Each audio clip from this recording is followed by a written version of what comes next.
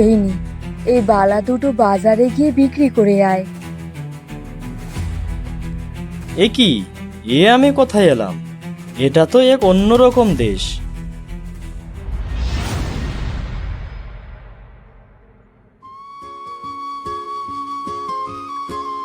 মা, ও মা, আরে কই তুমি?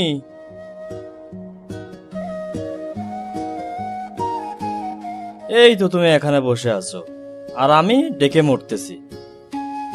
শুনতে কি পারছো না? বলছি খুবই খিদে পেয়েছে, কিছু খেতে দাও তো। শুনতে তো পারছি তোর ডাক বাবা, কিন্তু কি উত্তর দেব বল? আমি তো জানি তোর খিদে পেয়েছে, কিন্তু ঘরে তো একটা খাবারও নেই যে তোকে খেতে দেব। তাই মনের কষ্টে ইচ্ছে করেই উত্তর দেইনি। তাহলে এখন খাবো কি? খিদেই তো পেট চো চো করছে আমার। সেটাই তো ভেবে কুল না পেয়ে তোর দিদার দেয়া এই শেষ সম্বলটুকু বিক্রি করে দেব বলে ভাবছি। এই নি, এই বালা দুটো বাজারে গিয়ে বিক্রি করে আয়।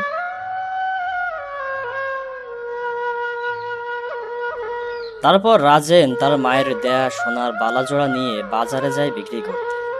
আসতে আসতে দেখে একজন লোক রাস্তার পাশেই পড়ে আছে। আরে কে ওটা? এগিয়ে গিয়ে দেখি তো। আরে আরে, আপনার কি হয়েছে? এভাবে পড়ে আছেন কেন?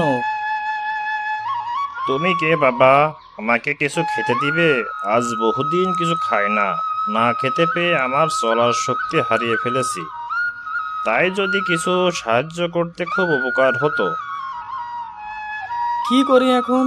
মা তো আমাকে তার সোনার বালা বিক্রি করে টাকা নিয়ে যেতে বলেছে, কিন্তু লোকটাকে দেখেও খুব মায়া লাগছে। যা হয় হোক, পরে দেখা যাবে। আগে লোকটাকে তো সাহায্য করি। কিন্তু আমার কাছে তো দেবার মতো কোনো কিছুই নেই, আমার মায়ের এই সোনার বালা ছাড়া। আপনি এক কাজ করুন, এটাই আপনি নিয়ে যান, গিয়ে বিক্রি করে কিছু খাবার খেয়ে নিন। আশা করি আপনার বেশ কিছুদিন চলে যাবে।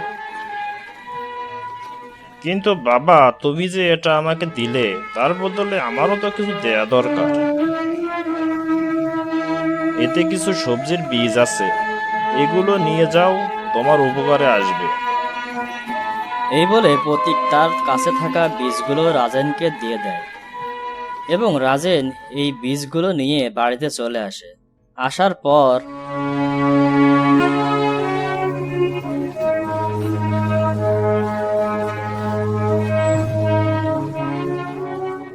এসেছিস বাপ? কিন্তু তোকে তো বলেছিলাম বাজার করে আনতে, কিন্তু খালি হাতে কেন এসেছিস? বাজার সদাই কই?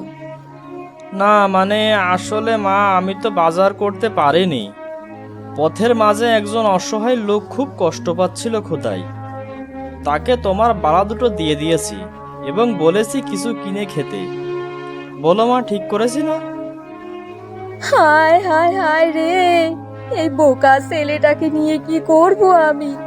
সেই সম্বল ছিল দুটো বালা, সেটা দিলাম তোকে বিক্রি করে কিছু খাবার নিয়ে আসার জন্য, আর তুই সেটা কাকে না কাকে দিয়ে চলে এলি। এবার কি খাবি? হে প্রভু, আমাকে এই যন্ত্রণার থেকে মুক্তি দাও, আমার আর এগুলো সহ্য হয় না। তুমি মন খারাপ করো না মা, ওই লোকটা তো ফ্রিতে নেইনি। লোকটা দেখো আমাদের অনেকগুলো বীজ দিয়েছে, আর বলেছে এতে নাকি আমাদের খুব উপকার হবে। ফেলা ওইগুলো ফেলা, ওনাকে বলেছি একরকম আর উনি করেছে আরেক রকম। সবকিছু দিয়ে সে কিসের না কিসের বীজ নিয়ে চলে এসেছে।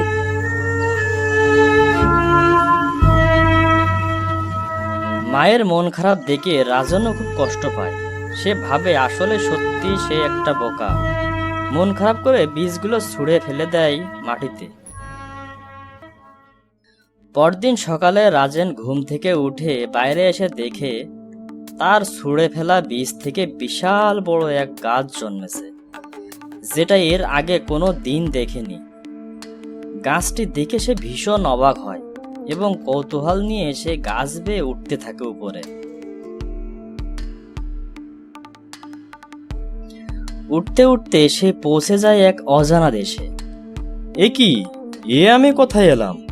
এটা তো এক অন্যরকম দেশ, একটা লোকজন কেউ নেই, গাছগুলো সব ফুল ফল শূন্য। দেখি তো একটু এগিয়ে গিয়ে। তারপর সে কৌতূহল নিয়ে হাঁটতে থাকে আর দেখতে থাকে সবকিছু অবাক হয়ে। কি ব্যাপার, কে ডাকছে আমাকে? কে তুই? এখানে কেন এসেছিস? তুই কি জানিস না এখানে এসে কেউ সুস্থ থাকতে পারে না? সবাইকে এমন নিস্তেজ করে দেয়া হয়। তুই বাঁচতে চাইলে যে পথে এসেছিস সেই পথে ফিরে যা। রাজেন গাছের কথা শুনে একটু ভয় পেলেও নিজেকে সামলে নিয়ে গাছগুলোর এই পরিণতির কথা জানতে আগ্রহী হয়। আচ্ছা গাছ দত্ত, তোমাদের এরকম অবস্থা কেন হয়েছে? কে করেছে তোমাদের এমন অবস্থা? তাহলে শুনতে চাস আমাদের পরিণতির কথা?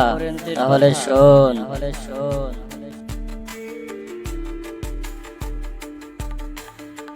আচ্ছা সবই বুঝলাম, কিন্তু কোনো কি উপায় নেই তোমাদের ভালো করার?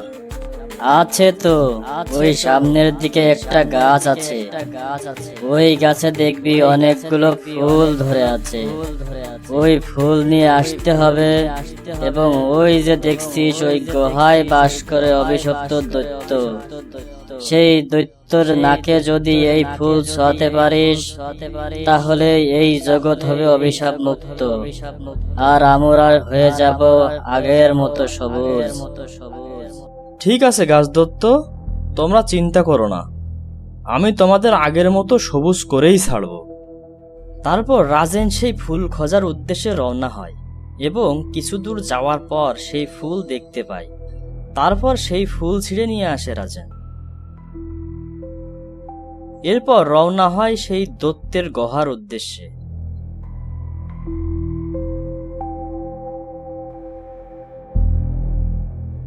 আরে বাপরে, এসব আমি কি দেখছি?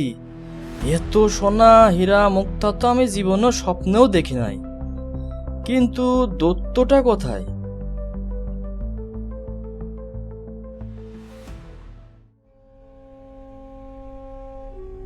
এরপর আস্তে আস্তে রাজেন দৈত্যর কাছে যায় এবং সাবধানতার সাথে ফুলটি নিয়ে তার নাকে ধরে। আরে কে রে তুই? কে আমার এমন ক্ষতি করলি?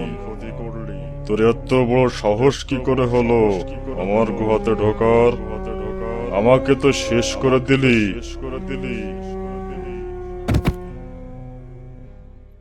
এরপর দৈত্য মারা যায় এবং রাজেন গুহা থেকে বাইরে এসে দেখে পুরা শহর সবুজে ছেয়ে গেছে। তাই দেখে সে খুবই খুশি হয়।